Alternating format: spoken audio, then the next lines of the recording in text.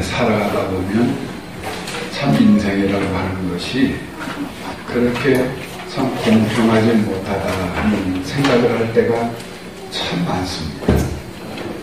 요즘 어린 아이들까지 대통령 하야를 지면서 피켓을 들고 나오는데 그 아이들 보고 왜 너희들은 뭘 알고 그렇게 대통령 물러가라고 하느냐. 그러니까 이 아이들이 하는 이야기가 어떤 애는 대통령의 백을 입고서 그런 금수저의 그런 혜택을 보고서 실력도 안 되는 애가 고등학교를 졸업하고 실력도 안 되는 애가 대학, 그 좋은 대학에도 들어가고 우리는 그렇게 밤낮 없이 고생하고 노력하고 땀 흘려도 그들 발바닥도 따라갈 수 없는 이 현실의 불공평 앞에서 아이들이 절망하고 좌절하니까 그런다는 거예요. 아이들만의 문제가 아니지요. 이 따지고 보면 이 세상이라고 하는 것이 뭔가가 참 불공평한 것 같은 그런 느낌을 받을 때가 많습니다. 어떤 사람들은 그 팔자와 운명이라고 하는 것이 마치 금소주를 물고 태어난 사람처럼 좋은 머리, 아주 높은 IQ를 가지고 태어나서 그것도 좋은 부모 밑에서 좋은 환경 아래에서 얼마든지 마음 먹는 대로 공부를 잘할 수 있어가지고 누구보다도 훨씬 더 쉽게 인생을 달려가는 사람들도 있죠. 그러나 어떤 사람들은 태어날 때부터 머리가 나쁘게 태어나고 또 환경도 너무나 어렵고 그러니까 그 인생이라고 하는 것 출발점 자체부터가 굉장히 비교될 만큼 어려움 속에서 고난 중에 이렇게 살아가는 사람들도 많습니다. 그것만이겠습니까? 거기에 더해서 장애까지 가지고 인생을 살아가는 사람들도 굉장히 많잖아요. 그러면 많은 사람들은 이 문제를 하나의 인생의 운명, 하나의 팔자로 그렇게 치부해버리고 그냥 그렇게 저렇게 인생을 살아가는 경우가 많다는 이야기예요. 도대체 왜 인생을 이런 것인가? 알 수가 없다 이런 거죠. 오늘 성경에서도 지금 그와 비슷한 말씀을 지금 하고 있는 겁니다. 똑같은 어머니 뱃속에 두 명의 쌍둥이가 있었는데 한 아기는 하나님이 선택을 안 했던 것이고 한 아이, 동생은 하나님이 그를 불쌍히 여기셔서 그를 축복하셨다. 형에서는 하나님이 버리셨고 쌍둥이 동생은 하나님이 그를 택하셨다. 이것은 이 아이들이 무슨 태어나가지고 하나님 보시기에 아름다운 행동을 하고 부모님을 기쁘게 하고 하나님 앞에 당당한 생활을 했기 때문에 그들의 행동을 보고서 하나님이 누구는 택하고 누구는 버리는 게 아니라 이 말이에요. 전혀 그런 행동적인 것 없이 운명적으로 한 아이는 버림을 당했고 한 아이는 하나님이 선택했다 이 말이에요. 이런 억울한 일이 어디 있느냐는 것이죠.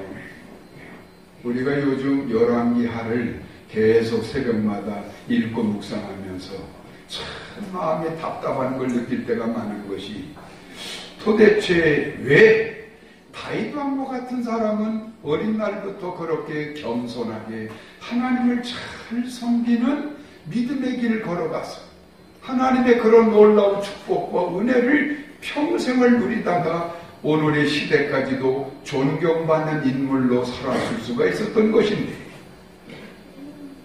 그의 후손들 중에 히스기야라든지 요시야라든지 이런 인물들은 그 오래된 할아버지의 신앙을 본받고 할아버지의 걸었던 그 신실한 길을 잘 걸어서 그들 또한 하나님의 그런 놀라운 축복과 부귀와 영광을 누릴 수가 있었는데 그 중간중간에 아스라든지 또 므낫세라든지 이런 후손들 왕은요 전혀 반대의 길을 걸어간다 이 말이에요. 그렇게 하나님을 무시할 수가 없어요. 도무지 누군가가 옆에서 하나님을 믿도록 도우려고 해도요, 돌아올 수가 없는 사람들이에요. 이게 태어날 때부터 운명적으로 하나님과 원수 관계 속에서 하나님 없는 인생으로 살다가 하나님의 저주를 받고 죽어가는 인간들로 태어났다 이 말이죠. 왜 똑같은 핏줄인데, 똑같은 후손인데도 어떤 자식들은 이렇게 하나님 은혜를 누리고 하나님 중심의 길을 잘 걸어가는 영적인 그 은혜를 가지고 태어난 사람이 있는 반면에 어떤 사람은 그런 영적인 그런 동기부여 자체 없이 육신만 가지고 세상을 살아가게끔 이 세상에 태어났느냐. 이 문제에 대해서 많은 후대 사람들이 고민이 된 겁니다. 오늘 바울 사도도 마찬가지예요. 오늘 바울 사도도 마찬가지. 이 문제를 가지고 지금 고민하는 거예요. 그래서 도대체 이 원인은 무엇인가? 왜 누구는 이런 사람으로 하나님이 택하시고 이런 사람은 왜 철저히 하나님이 그를 버리시는 이유는 무엇인가? 그 원에 대한 답을 18절에서 하고 계십니다. 18절. 자, 9장 18절. 읽어볼까요? 시작. 그런즉 하나님께서 하고자 하시는 자를 긍휼히 여기시고 하고자 하시는 자를 완악하게 하시느니라. 여기서 지금 그 다음에 가서 그 17절에서 바로 이야기와 모세 이야기가 나옵니다. 모세는 하나님이 택하셔서 그를 이스라엘 백성을 이끌어내는 하나님의 위대한 지도자로 그릇으로 사용을 하시는데, 바로라고 하는 이 왕은 완악하기 일데없게 만들어 놓아가지고 하나님을 대적하다가 결국 멸망당하는 버려진 그릇으로 하나님이 둘을 가르러 놨다 이 말이죠. 이 문제에 대해서 도대체 원인은 무엇이냐? 여기에 대하여 18절 그런즉 하나님께서 하시고자 하는 자를 긍휼히 여기시고 하고자 하시는 자를 완악하게 하셨느니라. 그렇다면 이 억울한 일, 이해하기 힘든 문제에 대해서 우리는 원망하고 불평할 수 있을까? 하나님, 왜 나는 이렇게 예수를 잘 믿게 해놓으시고 하나님의 은혜를 누려가는데 왜 같은 핏줄인 내 형제 중에는 저렇게 죽어도 예수를 믿지 못하고 육신만 가지고 세상을 방어하면서 저 고난 중에 살아가는 형제가 있는데 도대체 왜 하나님이 이따위로 이걸 만들어 놓으신 겁니까? 이렇게 우리가 고민하다가 하나님을 원망할 수 있겠죠? 그 문제에 대해서 오늘 성경은 또 대답합니다. 19절 시작. 꼭 내가 내게 말하기를 그러면 하나님이 어찌하여 허물하시느냐, 누가 그 뜻을 대적하느냐 하리니. 왜 이런 일이 일어나느냐고 하나님을 대적하고 하나님께 시비를 거는 자들이 있을 거라는 이야기예요. 거기에 대한 대답이 20절부터입니다. 20절 시작. 이 사람아, 네가 누구에게 감히 하나님께 반문하느냐? 지음을 받은 물건이 지은 자에게 어찌 나를 이같이 만들었느냐 말하겠느냐? 토기장이가 진흙 한 덩이로 하나는 귀 있을 그릇을 하나는 천 있을 그릇을 만들 고난이 없겠느냐? 우리 인생은 하나님의 손에 의해서 만들어지는 그릇과 같은 존재라는 이야기예요. 그러니까 하나님이 내 인생을 어떻게 만드느냐에 따라서 우리 인생은 결정되어지는 것인데, 그 인생 그릇을 하나님이 이렇게 만들든 저렇게 만들든 그 주관자는 하나님이시지, 감히 만들어진 토기에 지나지 않는 우리가 어떻게 그 그릇을 만들어주시는 주인 되시는 하나님을 원망하고 그분에게 시비할 수가 있느냐?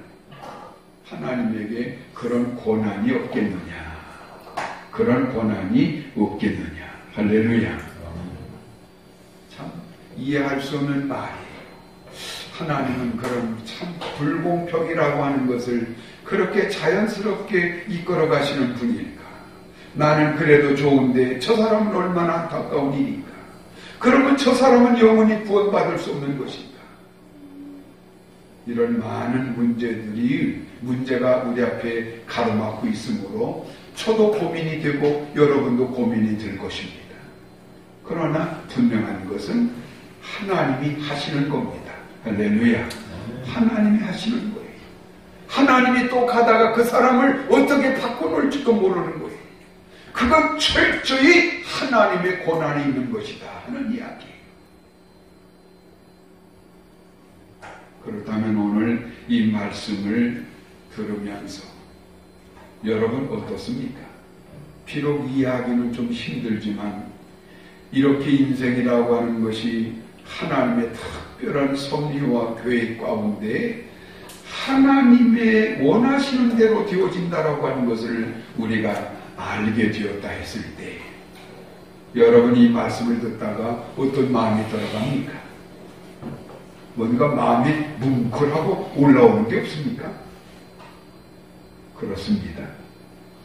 오늘 이 자리에 앉아 계신 여러분은 그 많은 수많은 사람들 중에서 하나님의 긍휼하심을 입어 택함 받은 사람들입니다. 할렐루야. 여러분은 수많은 사람들 중에서 하나님이 긍휼히 여기셔서 귀하게 쓰시려고 만들어 놓으신 특별한 거룩한 그릇들이라는 사실입니다. 그렇다면 이 말씀을 뒤집어 생각해 보면 한 가지 사실을 깨닫게 되죠. 아, 그렇구나. 내가 이런 종교 저런 종교, 불교도 있고 뭐 유교도 있고 무당신앙도 있고 다양한 종교들이 세상에 많은데 그 많은 종교들 중에서 교회가 가깝고 예수를 전해주는 사람이 옆에 있고 하니까 그래, 내가 좀 쉬운 쪽으로 편안한 쪽으로 가까운 쪽으로 하나님을 선택해서 내가 교회 나가자. 여러분이 이렇게 해서 여러분이 판단하고 여러분이 결정해서 오늘날 이 교회에 와 계신 걸로 생각을 하시느냐 이 말이에요. 그게 아니라는 이야기입니다.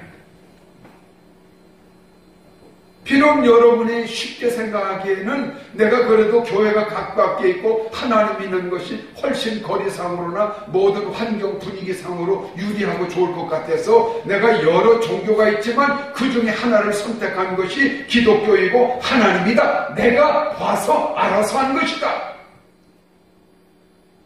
이것이 아니라는 거예요. 오늘 여러분이 이 자리에 앉았고 하나님의 자녀가 됐고 하나님을 섬기고 있고 그리스도로 살아가고 있는 것은 여러분이 결정하고 여러분이 택해서 된 것이 아니라 철저히 하나님의 계획과 하나님의 섭리와 하나님의 뜻 안에서 오늘 이렇게 된 거란 이야기입니다. 그래서 예수님께서 요한복음 15장 16절에서 그렇게 말씀하는 겁니다. 너희가 나를 택한 것이 아니요 내가 너희를 택하여 세웠다니. 우리가 예수를 택한 게 아니라 이 말이에요. 예수님이 철저히 당신의 권한대로 오늘 우리를 하나님의 자녀로 예수의 제자들로 택해냈다 이 말이에요. 할렐루야. 오늘 저와 여러분은 한마디로 하나님의 긍휼함을 입은 자가 되었다는 이야기입니다. 누구에 의해서? 하나님에 의해서 하나님의 긍휼하심을 입었다는 이야기예요. 여러분, 하나님의 긍휼을 입었다라고 하는 게 무슨 뜻일까요? 오늘 새벽 시간에도 열왕기하의 말씀을 통해서 제가 그 말씀을 드렸는데 사람이라고 하는 것이 항상 하나님 보시기에 그렇게 합당한 삶을 살 수 있는 게 아니죠. 하나님은 내게 바라는 것이 좀 거룩하게 살아라, 반듯하게 살아라, 네가 제대로 하나님의 자녀답게 살아라, 이렇게 늘 기대하시고 바라봐 주시지만 우리 사람이라고 하는 것이 어디 그렇게 됩니까? 항상 가만히 보면 청개구리처럼 하나님의 뜻과는 정반대의 길을 이상하게 삐딱하니 걸어가는 경우가 너무나 많아요. 마치 사춘기 때 아이들이 부모에게 삐딱하게 계속해서 반항해서 부모의 뜻과 정반대의 길을 걸어가죠.